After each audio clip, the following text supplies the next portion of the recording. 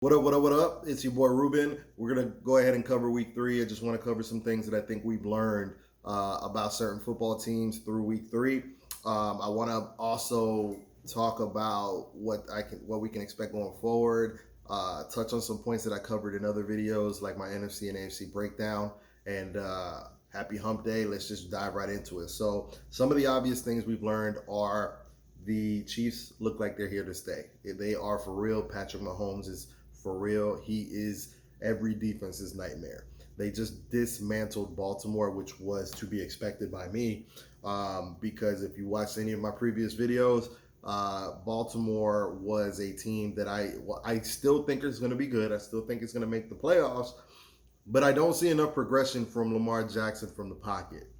And I think they're going to take a step back while other teams are starting to move forward.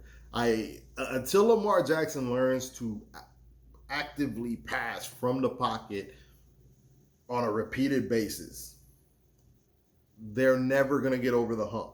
You think Michael Vick in Atlanta. They were really good. They won a game or two in the playoffs, but they could never get over the hump no matter how much talent you thought they had, right? It wasn't until Michael Vick went to Philly after several years later and he hit his 30s and he got with Andy Reid and learned to pass the ball that we saw what we wished we saw from Michael Vick in Atlanta. And by then, unfortunately, it was too late. So hopefully the light clicks for Lamar Jackson so we can see. If that light clicks for Lamar Jackson, you're going to look at an unbeatable Baltimore Ravens team, okay? But until then, it looks like the AFC is going to run through Kansas City. So in other news, the Titans had some people pop with COVID. They've been put on the COVID-19 list. They have been barred from going to the stadium. Right now, they're running testing. They've done some tracing where they just played Minnesota, so now they're testing Minnesota. And from what I understand, nobody popped positive for Minnesota, but the Titans have some people in isolation now. And now they're talking about postponing their game. They're playing the Pittsburgh Steelers. They're talking about moving it to maybe Monday, even Tuesday night, which I'm great with the Tuesday night. Because it just gives me more football to watch, and it's an interesting matchup between Tennessee and Pittsburgh. As long as it doesn't coincide with the NBA Finals, which that'll present a problem because obviously you don't want to compete with the NBA Finals. So moving forward, that was the obvious, Chiefs Ravens. Definitely think that's a preview of the possible playoff game. With that being said, the other flip side to this coin about obvious things are Atlanta Falcons. They are trash. I've spoken about them before. If you haven't seen my AFC or NFC breakdowns, you're going to hear me talk about how I've talked about this before with certain teams, right? So the Atlanta Falcons, I stated elite offense. I think Julio Jones is the best in the business. He's been a little injury prone, but I still think he's the best in the business. Calvin Ridley, Todd Gurley was a good pickup for them. Their offensive line is pretty decent. The problem for them was always defense, which is why I think Dan Quinn's going to end up losing his job. He was brought over from Seattle because he was Seattle's defensive coordinator when they were the Legion of Boom. But they can't figure out how to play defense. 2 weeks in a row, they've given up multiple touchdown leads to lose the game. They lost to the Cowboys. Thank you, by the way. See the Cowboys star? They lost to the Cowboys 40-39 in week 2. And then they just blew a 2-touchdown lead to Chicago. I think it was a little more than 2 touchdowns. They had to switch quarterbacks, and Nick Foles brought them back from the dead to win. I said this before. Lots of talent on defense, no football instincts. It's a problem. They're trash. It's not too much to go with them. I'm sorry, Atlanta fans, that you have to endure that. I would hate to watch that product. All right? And I can only talk so much because I'm a Jaguar fan.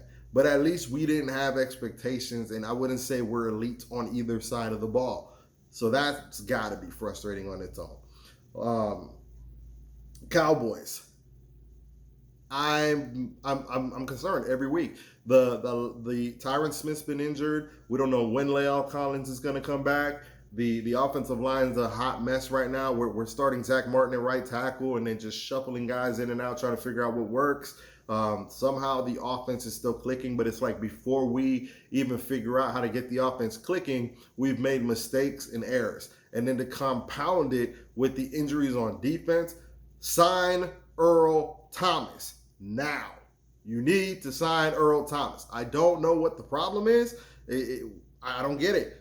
We need him so bad, and you don't really even need much else. If you did need anything else, sign Earl Thomas, sign Prince Amukamara, sign Snacks Harrison. Like, these are guys that are not going to cost you much. Earl Thomas might cost you a little bit of a pretty penny, but he will clean up so much on the back end, considering how young we are at corner. Because right now we have Diggs, who I wasn't sure was going to start as a rookie.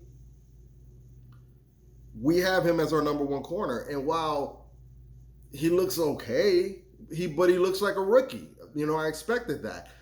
Everybody's praising him for that play that he made against DK Metcalf. However, everybody seems to ignore that he was smoked by like 10 yards. He was the one covering DK Metcalf. So I'm glad he made that play, but he should have never gave up that play either. And I don't know if it was a safety issue, but I know having an Earl Thomas back there might stop a lot of that bleeding, and it will help let your corners learn. Like, you got young corners. Put a veteran safety like Earl Thomas back there. Please, Jerry. Please. What else have we learned? The Patriots, they look like a team that could possibly make the playoffs. I want to see them play some more upper echelon teams, but what we got is what we got. They look like they're going to be competitive. Bill Belichick is a defensive mastermind, albeit he doesn't quite have the defensive talent he needs to really make some noise. But his brilliance on defense is going to allow for them to be in a lot of games. If Cam Newton has completely changed the way they play offense, Cam Newton with Bill Belichick's defensive brilliance is a really good mix. They're gonna be in the mix for the playoff spot. Remember, there's 7 playoff spots now. Joe Burrow looks like the real deal. The Bengals look like they got a bright future ahead of them. And if you guys remember, again, I posted a video saying Dak is better than Carson Wentz. Philly fans, how you feeling now about it? I know what y'all are thinking. Well, you know, Dallas only has 1 win. They could be winless just like us, blah, blah, blah, blah, blah. But look at that stats and look at Carson Wentz. We have issues on defense for the most part. We have offensive line issues. What's the problem? Okay, there's no more excuses for Carson Wentz. We got years sample size. I'm telling you, Carson Wentz is no longer the guy. You heard it here first. Also moving on, I know we've discussed that I stated the Rams were probably going to be last in that division. I still maintain that, despite their start. I even think they're going to win a couple more games early. They're going to be like 4-1 because they have a soft schedule. But the latter half of their schedule, I see a situation where they can lose 7 of their last 9 games, and a lot of them are to division opponents. The Cardinals, I think, are a lot better than they're a lot better than I thought they would be at this point already. The Seahawks, Russell Wilson looks like an MVP right now. The 49ers, can we give Kyle Shanahan a round of applause, because he's pretty much out there with the Walking Dead, handing the ball off to zombies, and they're still making plays. He's an offensive juggernaut mind as a head coach. As that defense gets healthier, they should get Richard Sherman back in a couple weeks. D Ford should come back. There's no Nick Bosa and Solomon Thomas, but they still got Eric Armstead. They still have pieces. With the way that offense clicks and those pieces coming back, they're still going to be in the mix for the top spot. I still maintain it's going to be between the 49ers and the Seattle Seahawks. And then the Cardinals are going to sit in that 3rd spot. And the Rams, I think, are set up for a lot of failure in the second half of the season. The Packers, didn't I tell you guys to relax? They're 3-0 right now. Beat the Saints, who you could say don't look great, but the Packers are 3-0. I told you guys to relax. I told you guys they had weapons.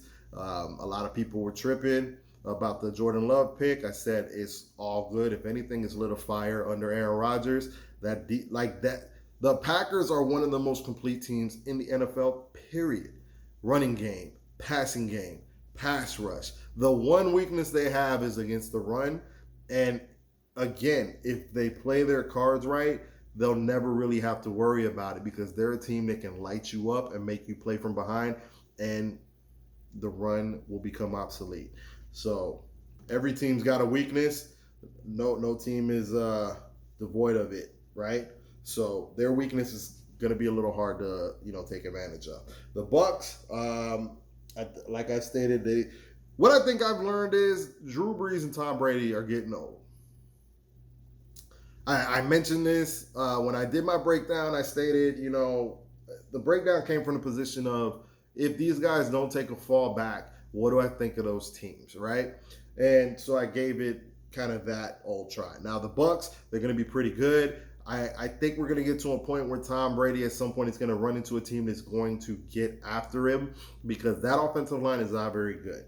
And the same thing with the Saints. They have a good offensive line, but Drew Brees looks old, man. It looks like Father Time's come knocking.